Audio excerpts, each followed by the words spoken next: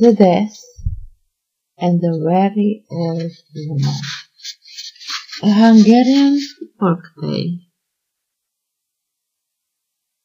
Once upon a time, far away from here, in a small village of Transylvania, lived a very, very old woman. She was always doing something, never stopping, all day long. She didn't even have the time to think of the days. But as her time came nearer and nearer, finally, one cold winter evening, as she had just finished drinking her milk with honey and preparing to warm herself under her feather duvet and work a bit more before sleeping, it happened. The death knocked at her door. Who can that be? No one comes any more to my place. The door opened. The death was standing there. Well, old woman, you lived enough? Pack up and come with me. This, dear good this, I'm just not ready yet. Let me wait until I finish this. Impossible. What to wait? I'll take you now.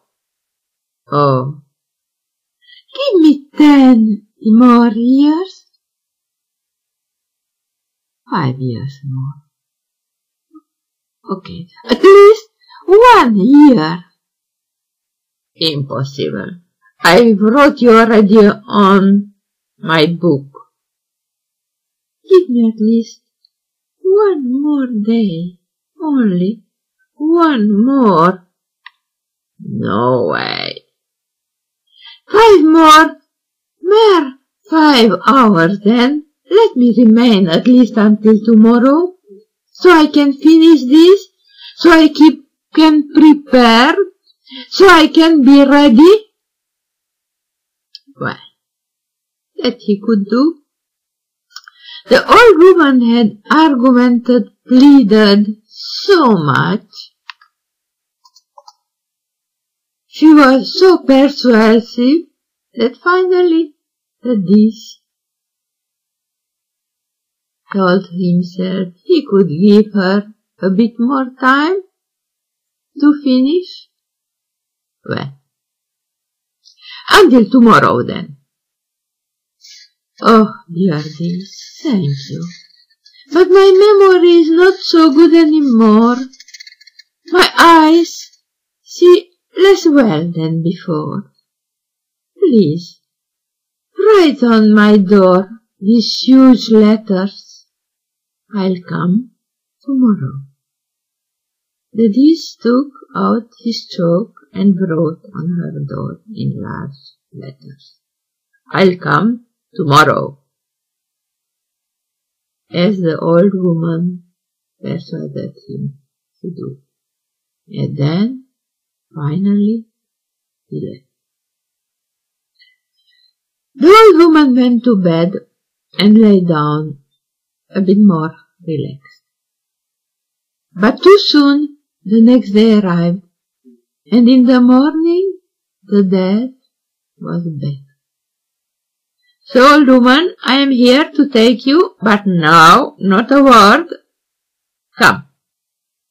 Oh, dear death. Just look at the door. There it is written. Is it not? I will come only tomorrow. Yes. The dish looks at the door where it was effectively written in his own handwriting. I'll come tomorrow. So he went away and came back day after day for 7 days. And each time the old woman pointed to the door where he was written, "I'll come tomorrow," and he went away to come back the next day. The next day, as it was written by his own handwriting, until one day he had enough. The snow began to fall, and he furiously washed away the words from the door, using it. "Now you come with me." "Oh, give me at least 1 more hour." "Well, if you have lived so far, I can give you another hour to live. I am leaving, but after an hour I will be back, and I will take you, and not a word any more." The death went away, and the old woman began shaking like a leaf. Everything rattled, her bones and her remaining teeth. Oh, how to get out of that? What to do? Where to hide? She thought about the barrel of honey in her pantry and slipped inside it. But there was a problem. She could not put her head all inside. She needed to breathe. Her nose and eyes were outside the honey. That is not good. If I could see out, the bees will see me too.